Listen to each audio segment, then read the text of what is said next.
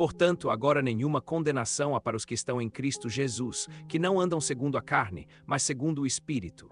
Porque a lei do Espírito de vida em Cristo Jesus te livrou da lei do pecado e da morte. Porque o que era impossível à lei, porquanto estava enferma pela carne, Deus, enviando o seu próprio Filho em semelhança da carne do pecado e por causa do pecado, condenou o pecado na carne para que a justiça da lei se cumprisse em nós, que não andamos segundo a carne, mas segundo o Espírito. Porque os que são segundo a carne inclinam as coisas da carne, mas os que são segundo o Espírito, as coisas do Espírito.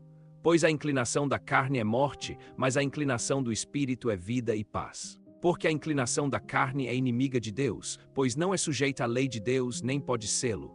Ora, os que são da carne não podem agradar a Deus. Mas vós não estáis na carne, mas no Espírito, se é que o Espírito de Deus habita em vós.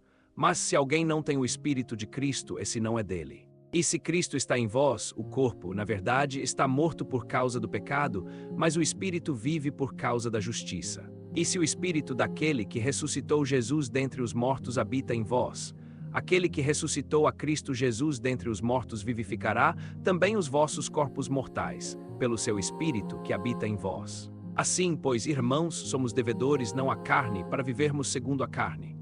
Porque, se viverdes segundo a carne, morrereis, mas se pelo Espírito fizerdes morrer as obras do corpo, vivereis. Porque todos os que são guiados pelo Espírito de Deus são filhos de Deus. Porque não recebestes o espírito de escravidão para outra vez estardes em temor, mas recebestes o espírito de adoção, pelo qual clamamos. Abba, Pai, o próprio Espírito testifica com o nosso espírito que somos filhos de Deus. E se somos filhos, somos herdeiros também, herdeiros de Deus e co-herdeiros de Cristo, se de fato sofrermos com Ele, para que também com Ele sejamos glorificados. Porque para mim tenho por certo que as aflições deste tempo presente não são para comparar com a glória que em nós há de ser revelada. Porquanto a ardente expectação da criação aguarda a manifestação dos filhos de Deus. Porque a criação foi sujeita à vaidade, não por sua vontade, mas por causa daquele que a sujeitou, com esperança de que também a própria criação será libertada do cativeiro da corrupção para a liberdade da glória dos filhos de Deus. Porque sabemos que toda a criação geme e está juntamente com dores de parto até agora. E não somente ela, mas também nós, que temos as primícias do Espírito, também gememos em nosso íntimo, esperando a adoção, a redenção do nosso corpo. Porque fomos salvos em esperança, mas a esperança que se vê não é esperança, porque o que alguém vê como o espera.